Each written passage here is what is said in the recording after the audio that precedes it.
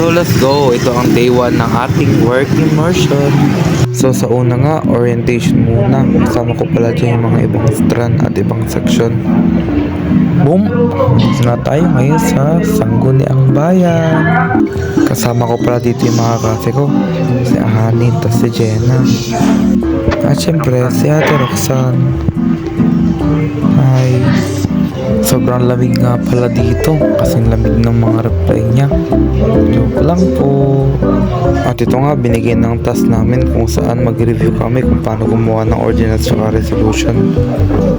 Ay, ito pala, merenda ko, itlog ko. Pero kasi nagbebenta kanina kaya yun ang pinili ko. Panoorin nyo na lang kung paano kumain ng itlog kasi naman sa nagkasayang ka ng oras sa taong di naman kayo mahal. Joke lang po. Sa totoo lang, cringe ko. Promise. So, tapos na kumain. Ngayon, balik na tayo sa usap natin kung paano ko iniwan. Joke lang po. So, yun, serious mode na nga tayo. Kasama ko pala sa ibang section. Sina Jemima, Gemma, at Daniel. Ayun, nabutin na memorize ko. So, yun, lunch na nga. Sa Jollibee kami ngayon. Sila lang pero yung kumain kasi medyo nagpapapayat ako ha. Corny yung tawa pero yun, back to reality. Na naman tayo.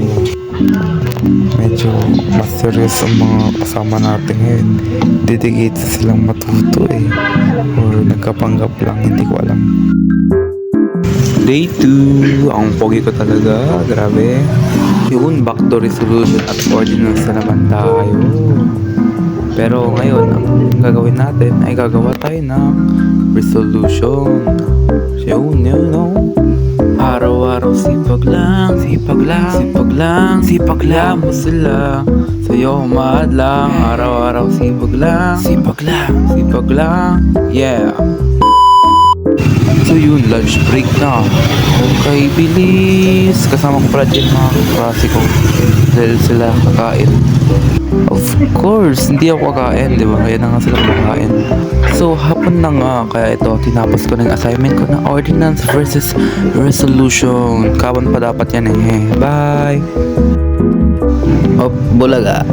Day 3 na ng ating work immersion. Let's go! Pero bago yun, outfit check. Parang galing lang kasakit, no? Or dito. Wala pa dyan yung mga madam namin eh. Tsaka si sir. Kaya yun. At dahil hindi naka-video, ito na nga, break na namin. Dito yung hiwalayan ha, break na ano, versus break, ganon. Break time, ganon. Kaya ito, eh. Sa totoo lang, napagkakamalang kami mga baliw kasi nakasuot kami ng jacket tsaka itong sweater. Malamig kasi sa office. Ito, 7-Eleven ng bagsak. Awkward kaya natin. Ako naman.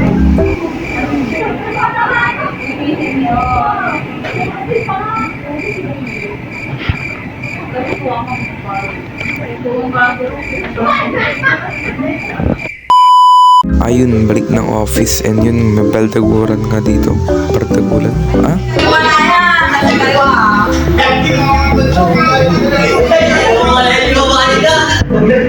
Bro. So ito na nga, back to work. Where are we going? Mali yun. Wrong answer. Naka-error.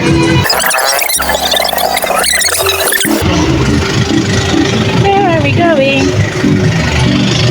Hello, we are here in Baguio and we are going to transfer the papers from Sangguniang Bayan to the municipality of Mangaldan. And now we are going to the accounting? Thank you Ate Roxanne sa pag-explain ng ating gagawin. Yay! Galing talaga angas. So ito, inihintay nga namin matapos yung mga kasama namin sa annual budget office kasi kami naman ang susunod na pupunta sa accounting office. Kaya ito, enjoy na lang yung mga pagkagulat namin dito or whatsoever. Ni Picture niya.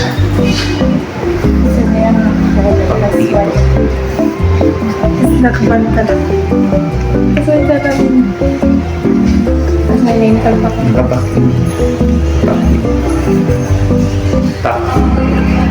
Ako na naway. Yes. Yung jacket para kami nasa bagyo. Tapos, kapang mami. Ito naman yan. Tapos may name tag ko. Hello po. Good morning po. mas bagay natin ako sa mag-vlog sa akin, mahihain kasi ako. So ito nga, pinapareceive na namin itong papeles. At ayun, lunch break na dito kami sa Sangguniang Bayan kumain ngayon. Pagkain nila yung cup noodles na binili nila sa 7-Eleven kanina. Day 3, kumakain na sila guys. Sama namin si Erica. Nagwerta. Ay, sorry ate, you know. Si Erica pala ay galing BFP, kasabi lang namin siya kumain ngayon. Don't worry, kumain naman ako ngayon. Bumili ako ng kape sa labas tsaka biskuit. Kaya yun, pogi ko talaga dyan kahit ako makakain, di ba? Grabe yung confident ko. Pasensya nyo na ako. Thank you. Erika, babae. Alauna na pala kaya umalis si Erica. So, hapon na.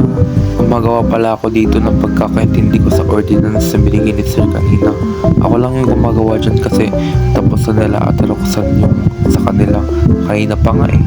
To give you more background, yung secretary ng municipal namin, which is si Sir Juan, ay nagbigay sa amin ng ordinance and ilalagay namin kung ano yung pagkakaintindi namin doon. Babasahin namin and ilalagay namin kung ano yung nakalagay doon based sa pagkakaintindi nga namin.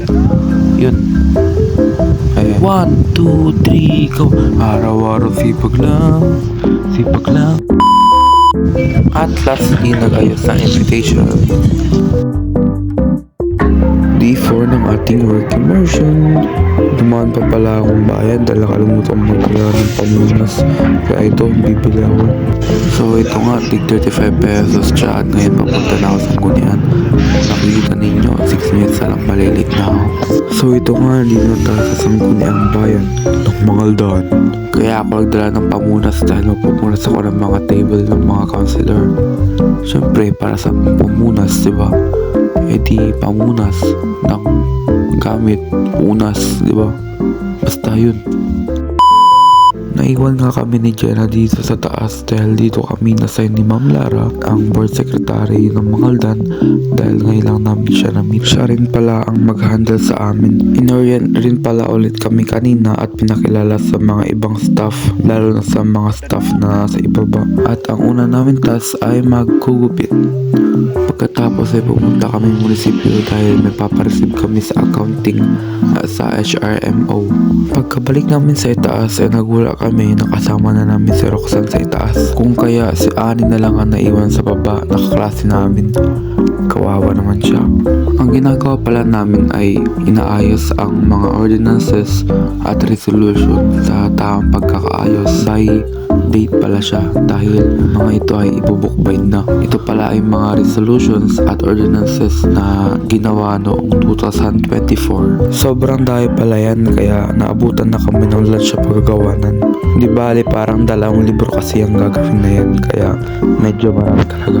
Sa hapon hindi ko kasama ang mga klase ko dahil pumunta akong bandayan para bumili ng DTR. Dumaan na rin pala akong bayan para bumili ng mga biskuit dahil ito na lang ang gagawin kong lunch. Alauna na pala nito pero di pa kami nag-start kaya ito, kumain muna ako. At ito nga, ginagawa na namin yung requirements namin. Nagturo din pala si Ma'am Lara sa amin patungkol sa minutes and journal ng proceeding. Hindi ako nakapag-video doon dahil tatakot ako. Kaya ito, panoorin nyo na lang yung pogi nag-encode. Pinapasa rin pala namin yung mga papeles na ibubukbayin at ito ngayon inutusang pumunta ng munisipyo para pumunta ng GMO kasi may pinapakuha sila sa akin at ang mga kasama ko si Roxanne at si Jenna ang may ginagawa sa taas kaya mag-isa lang ako. Ang hirap talaga maging pogi. Day 5 ng ating work immersion. Nakakulay brown dahil Miyerkules. So first thing first, pumunta kami ng munisipyo. Tapos kami ay sumayaw? Yes, you heard me right. Sumayaw. Nagpa-practice kami dahil ang Sangguniang Bayan ang nakatoka ngayon sa pag-aayos ng flag raising ceremony na kaganapin sa February 17, Monday. Oh, Lunes yun. At ito nga, natapos na ang aming practice kaya aakyat kami ulit. Ganyan po ang epekto ng pagsasayaw. Si Jenna muna ang bida ngayon. Hi guys, welcome to my vlog. Morning po. And katatapos lang po. Katatapos lang namin yung practice and we're going back upstairs. So hi guys, nandito na kami sa taas. Wait lang, let's... Kailangan ko lang uminom ng tubig.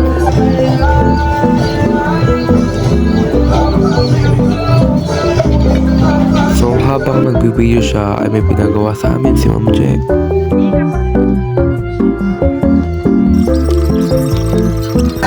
Tapos ito pala yung bunti nila.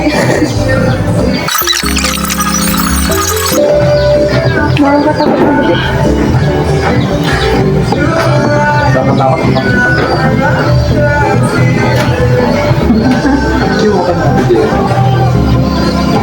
buti.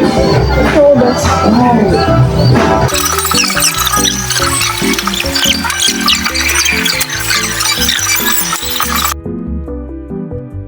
At lunch break na naman.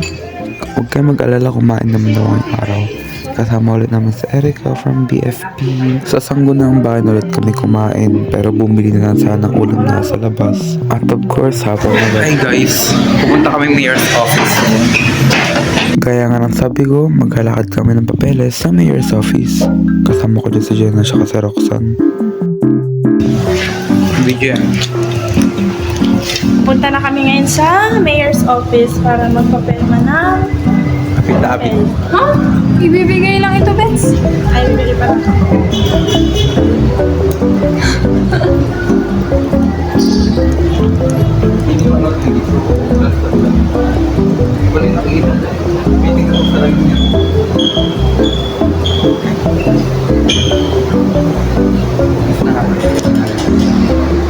Si Jenna lang naman ang nakapasok. Sa hapon, tinuruan namin ng mga staff ng Sangguniang Bayan ng mga step na sasayawin namin sa flag raising ceremony. At ito nga si Jenna, natuturo, tsaka sa ang pinakamagaling sa amin sumayaw. Tapos sa pagpahinga dahil may meeting. 4 a.m. And punta ulit kaming munisipyo. Budget office. Ay, sorry po. Ito ang day 6 ng ating work immersion. Sa araw nga pala na to ay magkakaroon ng committee hearing at regular session. Kaya ito, naghahanda na sila. Habang naghihintay kami ay nag-stay muna kami sa opisina ni Sir Aldrin. Siya pala ang isa sa pinakapaborito kong counselor dito sa Mangaldan. At ito na nga, magsisimula ng committee hearing. Ang pag-uusapan pala nila ay patungkol sa annual budget ng barangay poblasyon. Uy, makikita kami sa live ah. Tapos ito na nga, nag-start na yung committee hearing kaya ito tamang notes at pakikinig. At syempre, mag-observe na rin. At ito nga, regular session ng susunod. At ito na nga, mag-i-start na kami.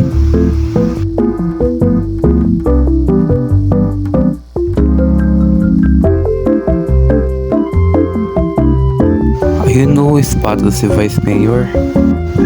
Ang cute niya pala sa personal. Uy, joke lang. So ito nga, mag-start na kami. Yung video pala ay galing sa IT ng Sangguniang Bayan. Hiningi lang namin kasi kagawa kami ng minutes and journal. I-fast forward ko na lang kasi sobrang tagal nito.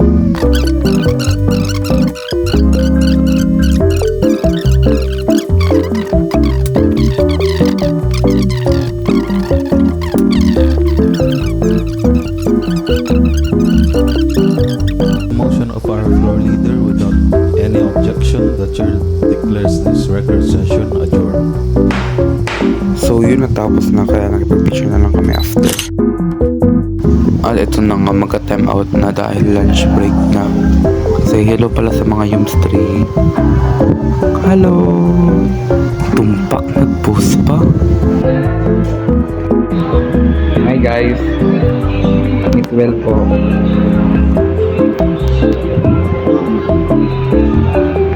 At bandang hapon ay paperworks ang ginawa namin. Ibubukbayin kasi yan, kaya kailangan maayos, maigi. Tapos ito, sayaw-sayaw na naman. Kailangan talaga na praktisan to kasi di pa namin memorize masyado. Tayo'y mag-ocho-ocho, ocho-ocho, ocho-ocho na, mag-ocho-ocho. Day 7 ng ating work immersion. At ngayon ay Valentine's Day. Wala lang. Magdi-deliver tayo ng momoyo sa library. Nilibre pa ni Sir Juan lahat ng babae na staff, pati yung mga work immersion students na babae, except lang sa akin kasi lalaki ako. Kaya ito, taga-deliver lang akong ayos. Pero nilibre naman ako ni Sir Alvin at ni Sir Jerry. Thank you sa kanila.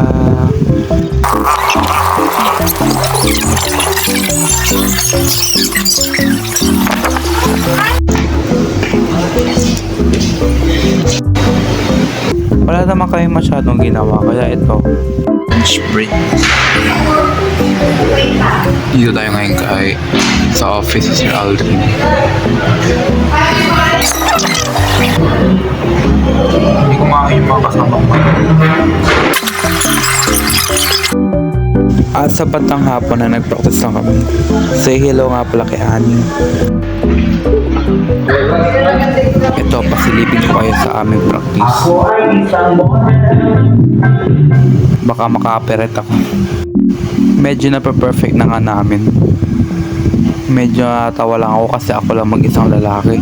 Tapos panay kembot ang ginagawa. Panay giling ganun.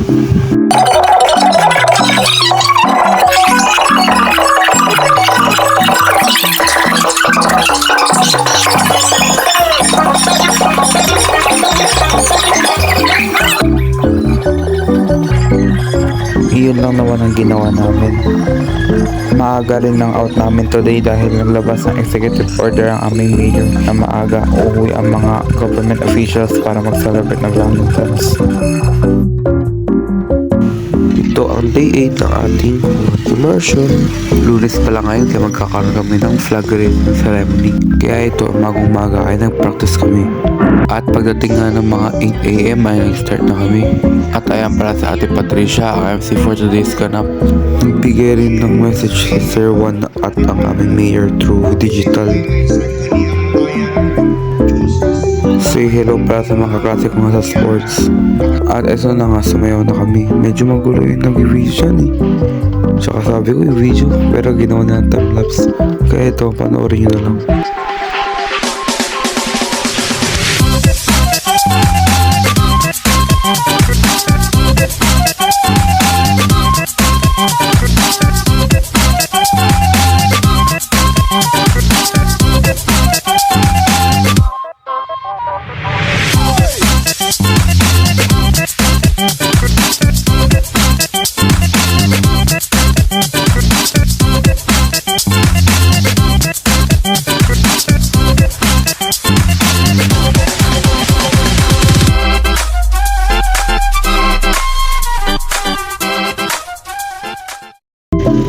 At ito, pabalik na kami sa SB.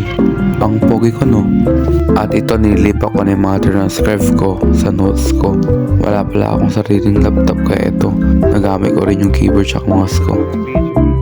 At bandang mga hapon ay narinig kong kumanta ang sir at mom namin. Ang ganda ng boses sila.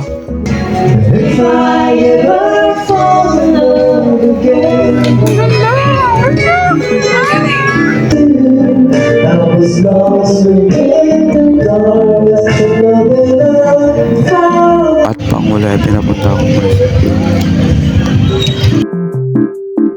Day 9 na ating work immersion, quarter to 2 na at ito gumagawa pa rin ako ng minutes in journal na pinapagawa ni Ma'am Lara. Ngayon lang kasi ako mag-e-encode at hindi ko alam kung paano gawin tong format na binigay ni ma'am. As in, ang hirap talaga. Medyo natatagal lang nga talaga ako dyan kasi hindi ko talaga alam gumamit ng laptop eh. Ito, panoorin nyo na lang akong magdusa.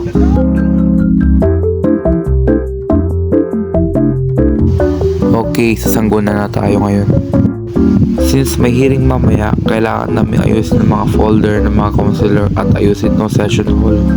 Pinapunta rin pala ulit ako sa munisipyo at inutusang magtatak. Itak-tak mo, itak. Itak-tak mo, itak. Itak-tak-tak-tak-tak-tak-tak-tak-tak-tak-tak. Itak-tak mo. Pumunta ulit munisipyo at committee hearing at regular session na. Deadline din pala namin sa journal eh. Ito ang day 10 ng ating work immersion. Hala, last day na. Sa umaga, paperworks ang aming ginawa. Hinahanap namin yung mga ordinances dyan at nag-distribute ng mga papeles sa mga staff ng counselors. Ito nga, lunch agad.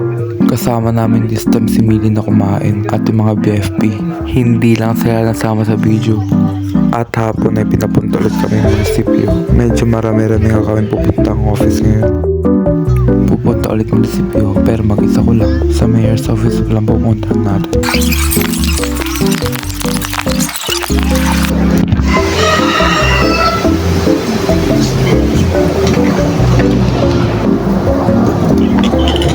Pasisilipin ko kayo pero yung lorry lang.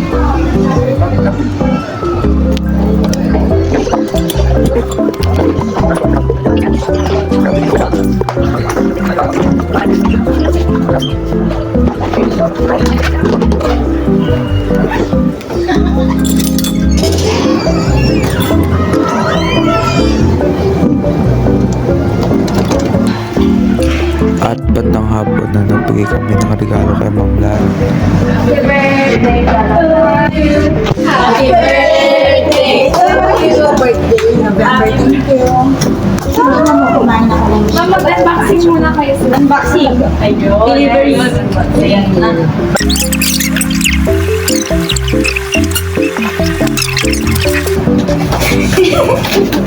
Happy birthday to you. Merry Christmas. Pa. Happy New Year. Happy Sir, birthday. tapos na. January.